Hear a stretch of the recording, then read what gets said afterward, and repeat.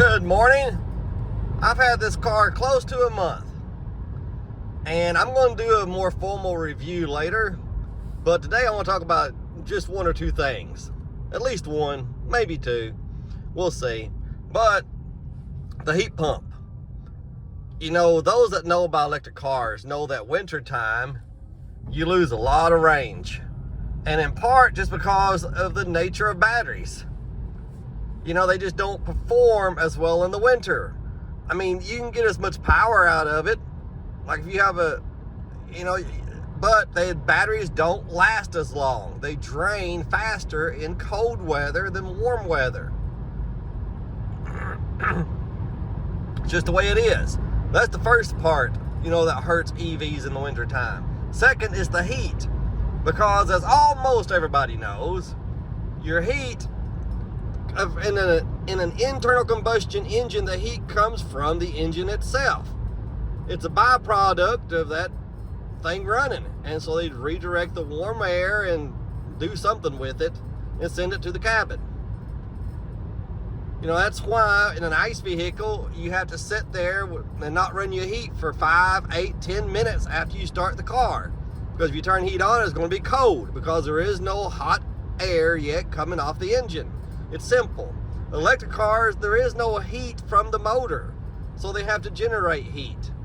And a lot of them, like my Chevy Spark EV I used to own, if I'm not mistaken, it's just almost like those heating rod things, the heaters you put in your floor in your house and plug into a 110 outlet. It has those rods going across that heat up. Very inefficient.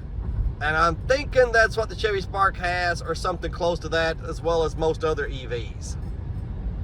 But Nissan, I think in 2015, they introduced the heat pump. And, they said it would help a lot. And I can already tell it really helps a lot.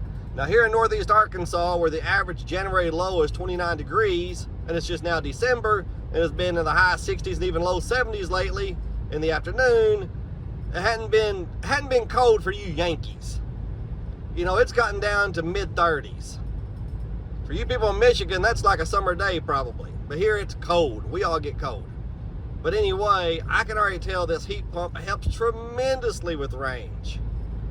The worst I've gotten yet was yesterday or the day before going to work. I got 3.5 miles per kilowatt hour with the heat on most of the way. Heat on today, see? It's on, I got set on 74, but it's not blowing very hard because it's 53 degrees outside.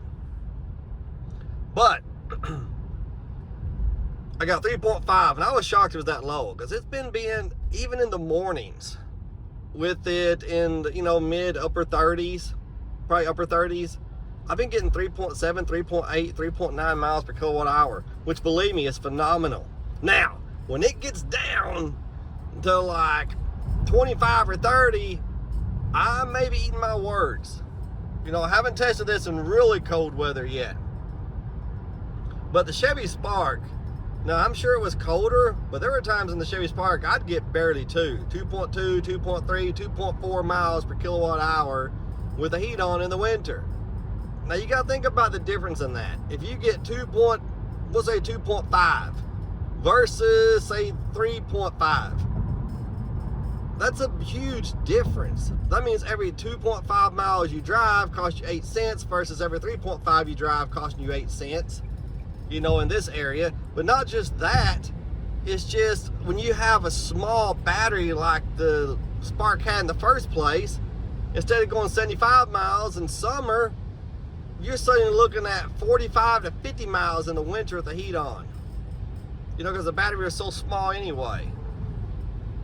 And this car, man, I'm telling you, in the summer, even driving like this, look at this, I'm going close to 60, even driving like this in the summer, I really think I'm going to wind up getting, instead of 149 miles per charge, which this car rates for, I'm thinking maybe 155, 160, even at a highway, going 60 or less.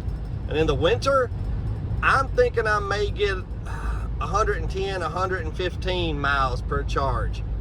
Whereas before I drove it, I would have guessed take off as much as 40%, which would have been 60, from 150, it would have been 90. I was expecting somewhere around 90 miles per charge in the cold part of the winter. I'm thinking now it's gonna be 105, 110, maybe even 115. Wouldn't be surprised with 115. But the heat pump of this car works incredibly well.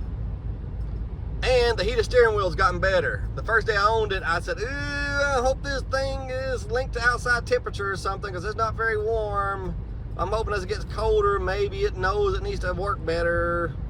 Well, it does. This heated steering wheel, it works really, really well. That first day, it was probably just too warm or something. I like it. Man, a heated steering wheel is awesome. Anyway, I think that's all I'm going to say for now. Other than so far, man, this Nissan Leaf is just a nice car. Tell me this isn't cool. I love this bird's eye view. You can hit the camera button and then pull into this parking spot if you want. Look at that. Make sure I'm all lined up. I'll try to get as close to that left right there as possible so that be farther away from people's cars for door dings and such. A little bit further, and that's good enough. But now look at this. Whoops. Look at this. 3.9 miles per kilowatt hour. Here's what I've done on this trip. Low 50s with the heat on.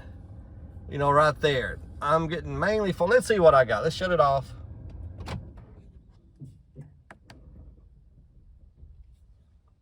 I got 3.8. 3.8 in the low 50s with the heat on. I said 3.5 was the best I've gotten.